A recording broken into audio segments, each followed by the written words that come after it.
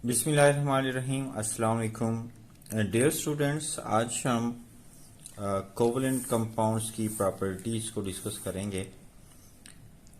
First of all we should know what are covalent compounds. नाम से पता चल रहा है कि ये वो कंपाउंड्स हैं जिनमें कोवलेंट बॉन्ड पाया जाता है। सिंपल है। इससे पहले आयनिक कंपाउंड्स के बारे में हमने पढ़ा था, उनकी प्रॉपर्टीज को हमने एक्सप्लेन किया था। आयनिक कंपाउंड्स वो जिनमें आयनिक बॉन्ड पाया जाता है, और कोवलेंट कंपाउंड्स वो जिनमें कोवलेंट बॉन्ड पाया जाता है, उन्हें हम क्या कहते हैं? कोवलेंट कंपाउंड्स कहते हैं। या आप यूं भी कह सकते हैं, covalent compounds are made up of such molecules that are formed by the mutual sharing of electron between their atoms. Okay, it's very simple, not very difficult. आपको आसानी से बात समझ आ सकती है कि ये ऐसे मॉलिक्यूल्स से बने होते हैं।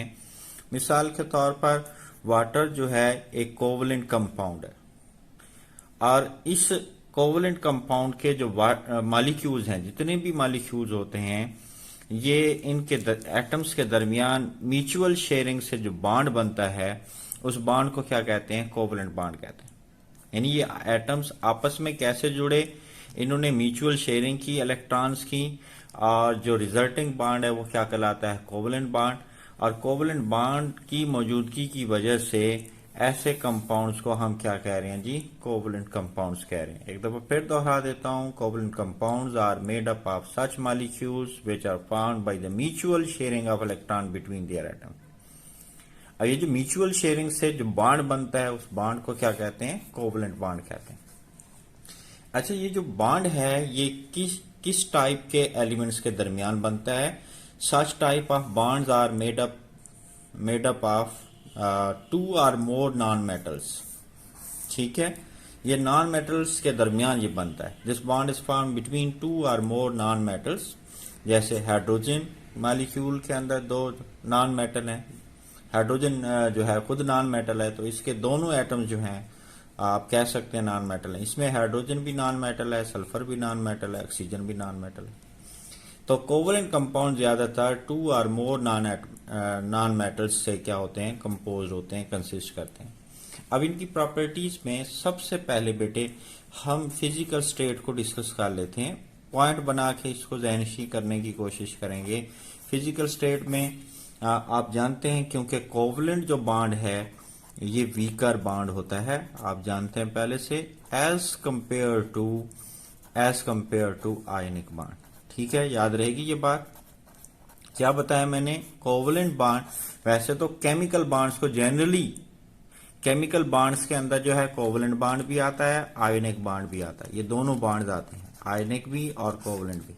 और इन दोनों को हमने केमिकल बॉन्ड्स कहा था। केमिकल बॉन्ड्स को जनरली हमने स्ट्रांगर कहा था, लेकिन इन दोनों बॉन्ड्स में, कोवलेंट बॉन्ड में और आयनिक बॉन्ड का अगर आपस में कंपैरिजन किया जाए तो कोवलेंट बॉन्ड क्या है? वीकर है as compare to ionic bond. याद रहेगी ये बात। अब जो फिजिकल स्टेट है ये डिपेंड करती है फोर्सेस ऑफ अट्रैक्शन पे, और ऐसे कोवलेंट कंपाउंड जिनका मॉलिक्यूलर मास जो है वो लो होता है, वो गैसियस स्टेट में एग्जिस्ट करते हैं, और इनके दरमियान जो फोर्सेस ऑफ अट्रैक्शन होती हैं वो और वीकर होती हैं।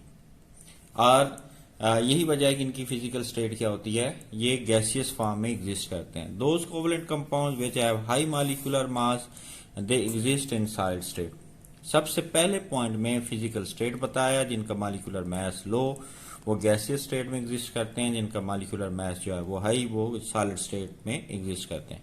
इनके मेल्टिंग पॉइंट, बॉइलिंग पॉइंट्स जो हैं ये लो होते हैं, क्योंकि अभी हमने कहा कि जो कोवलेंट बॉन्ड है वो वीकर बॉन्ड है as compare to ionic bond. जब ये वीकर बॉन्ड है तो जाहिर बात है इनको मेल्ट करने के लिए लो अमाउंट ऑफ हीट एनर्जी जो है वो रिक्वायर्ड होगी। बॉयल करने के लिए लो अमाउंट ऑफ हीट एनर्जी जो है रिक्वायर्ड होगी, therefore they have low melting point and boiling point. First point में फिजिकल स्टेट, सेकंड पॉइंट में मेल्टिंग पॉइंट, बॉइलिंग पॉइंट। अब हम इनकी कंडक्टिविटी की बात कर लेते हैं। आयनिक कंपाउंड्स की कंडक्टिविटी को भी हमने एक्सप्लेन किया था। कंडक्टिविटी से रिलेटेड शार्ट क्वेश्चन भी हमने आयनिक कंपाउंड्स के अंदर पढ़े थे। कोवलेंट कंपाउंड्स पोलर भी होते हैं, और कोवलेंट कंपाउंड जो हैं ये नॉन पोलर भी होते हैं। देखें, मिसाल के तौर पर HCl है, अब जब इस HCl को वाटर में डिजॉल्व करते हैं तो ये डिसोसिएट हो जाता है हाइड्रोजन आयन और क्लोराइड आयन में, और ये पोलर कंपाउंड है। HCl एक कोवलेंट कंपाउंड है लेकिन पोलर कंपाउंड है, और ऐसे कंपाउंड्स को वाटर में डिजॉल्व करते हैं तो ये आयोनाइज हो जाते हैं अपने कंपोनेंट आयंस के अंदर, और due to the presence of free ions जो हैं ये क्या होते हैं बेटे, ये कंडक्टर होते हैं। ठीक है, याद रहेगी बात। कंडक्टिविटी की रीजन मैंने आपको बताई थी, अगर किसी चीज में फ्री आयन है या फ्री इलेक्ट्रॉन है तो वो शय क्या होती है, कंडक्टर होती है। हमने कहा कोवलेंट कंपाउंड्स कौन से, जो पोलर कोवलेंट कंपाउंड्स हैं, when they dissolve in water they are good conductor of heat and electricity, but non polar covalent compounds are bad conductor of heat and electricity. इसमें हम कह रहे हैं ये गुड कंडक्टर क्यों है, वाटर में डिसॉल्व करते हैं due to the presence of ion. और इनमें हम क्या कहेंगे, जब ये बैड कंडक्टर है it means due to the absence of free ion.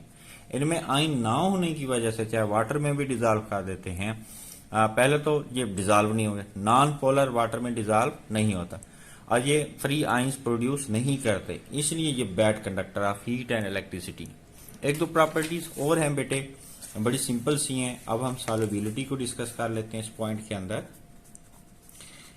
क्या डिस्कस कर रहे हैं जी, हम सॉल्युबिलिटी को डिस्कस कर रहे हैं, और आपने सॉल्युबिलिटी का रूल क्लास 1 से आप पढ़ते आ रहे हैं, लाइक डिसॉल्व लाइक, एक जैसा एक जैसे को हल करता है, पोलर पोलर को हल करता है, पहले भी हमने कई दफा पढ़ा, पोलर पोलर को, और नॉन पोलर बेटे नॉन पोलर को डिसॉल्व करता है।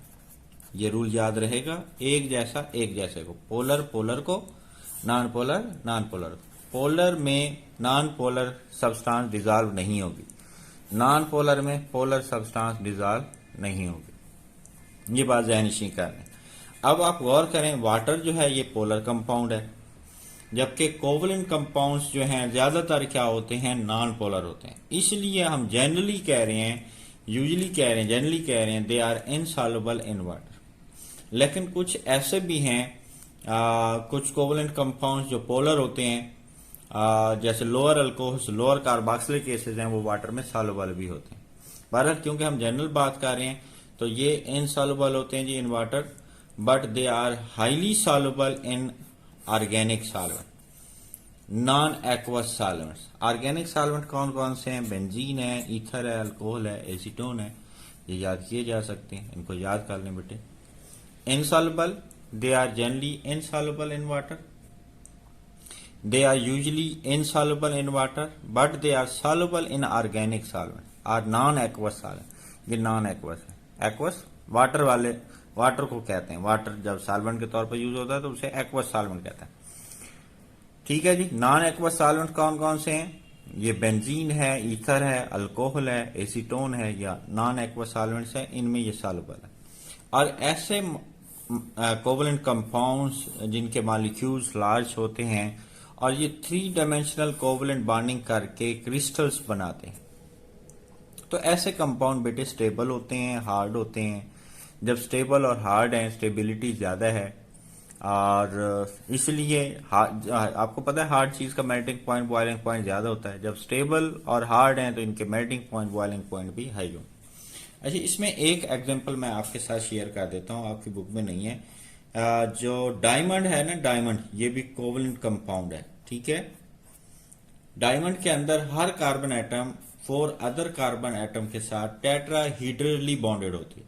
टेट्राहीड्रल का मतलब है 4 कार्नर्स वाली जो शेप है, ज्योमेट्री, उसे टेट्राहीड्रल कहते हैं। 1 2 3 4 हर कार्बन एटम टेट्राहीड्रली बॉन्डेड, ये 1, ये 2, ये 3 और ये ऊपर वाली 4, तो ये टेट्राहीड्रली ये वाली कार्बन बॉन्ड। इसी तरह से अगर हम इस कार्बन की बात करते हैं तो ये भी टेट्राहीड्रली, 1 2, ये 3, ठीक है, ये ऊपर वाली 4। तो इस तरह से ये स्ट्रक्चर भी क्या हो गया, टेट्राहीड्रल हो गया। ये कार्बन भी ऐसे टेट्राहीड्रली 4 अदर कार्बन एटम के साथ क्या होगी, बॉन्डेड। तो इस तरह से 3 डायमेंशनल नेटवर्क बनता है कोवलेंट बॉन्डिंग का, और क्रिस्टल्स बन जाती हैं।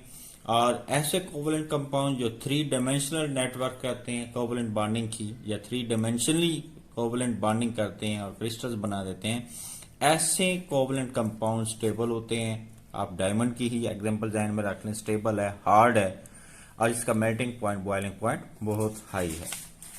तो प्रॉपर्टीज में बेटे हमने डिस्कस किया कि फिजिकल स्टेट को और इनके मेल्टिंग पॉइंट, बॉइलिंग पॉइंट को और जनाब इसकी कंडक्टिविटी को।